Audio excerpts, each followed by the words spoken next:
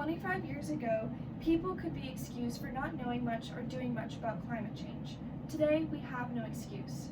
Desmond Tutu, former Archbishop of Cape Town. Desmond Tutu has made an interesting point because quite often today when I hear people have conversations about climate change, they either have no idea what they're talking about or they don't know the science behind it all. Climate change is an important issue in the world right now, but how can any change be made if no one is informed on the subject first? The purpose of this speech is to inform others on climate change, specifically in the Arctic. According to Charles Noel, with the way that temperatures are predicted to increase over the next century, Arctic summers may be as warm as they were 130,000 years ago. This means that temperatures could push the Arctic into an ice-free state, which is not good. That brings me to what I want to focus on discussing today. Climate change is affecting the Arctic in a negative way. These things include loss of ice, changes in plant community structure, and animal health. One of the main impacts that is more commonly known is the loss of ice in the Arctic. We constantly hear about how ice is melting, the polar bears are dying, but do we know the science behind it? According to Jason E. Box and others, many factors can contribute to loss of ice, including humidification and precipitation. The humidification increase can be due to an increased advection or transportation of moist air in the mid-latitudes and longer sea-free ice periods. The increase in humidification causes more low clouds, which increases long-wave radiation or heat the Earth emits. This in turn contributes to the increase in warming. There's also precipitation increase, which sounds like there would be wetter conditions, but it actually causes drier conditions. There has been a predicted increase of 1.5 to 2% per decade in annual precipitation, and from the years 1971 to 2017, there was a 6.8% increase.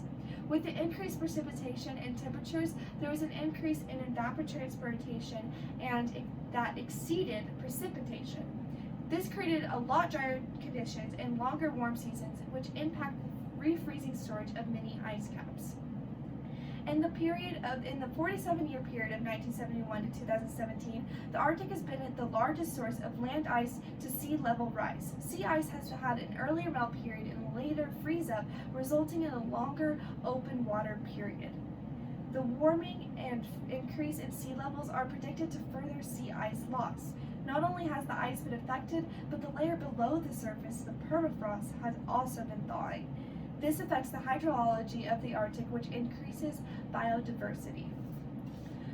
Not many people are aware of how many things in the world are affected by the warming temperatures, especially plants.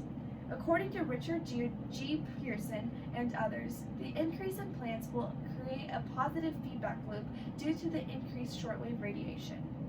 This will reduce the albedo due to the taller trees and canopies.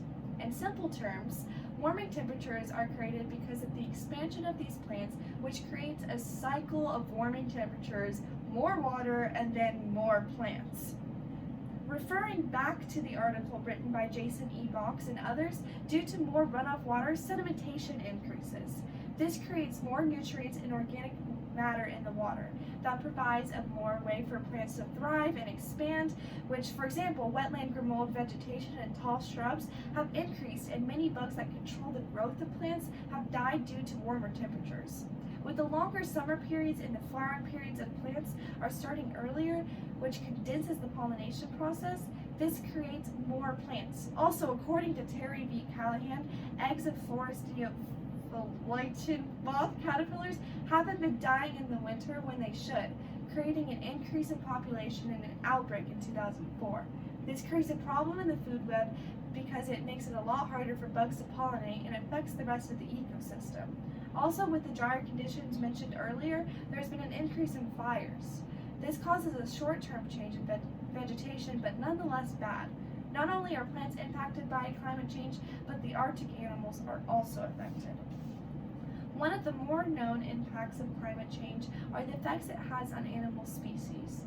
According to Kathy A. Burek, changes in infectious disease transmission have impacted animals negatively.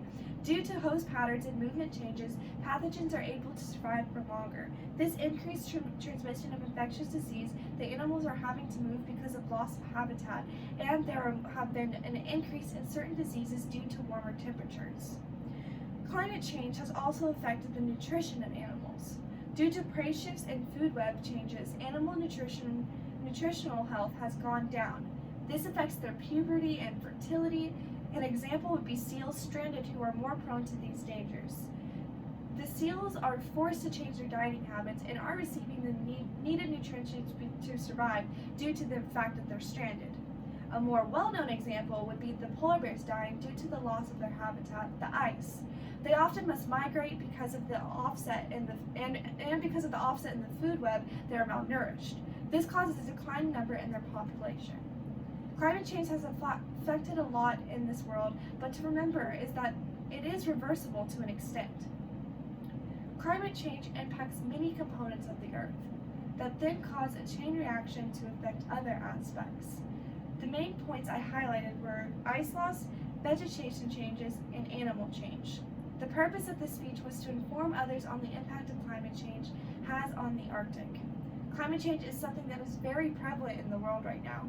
The effects are starting to become more and more serious, which is why information about it is so important. I hope you were able to leave today with a little more knowledge on the climate change from when you came in, because as Desmond Tutu said, today we have no excuse. Thank you.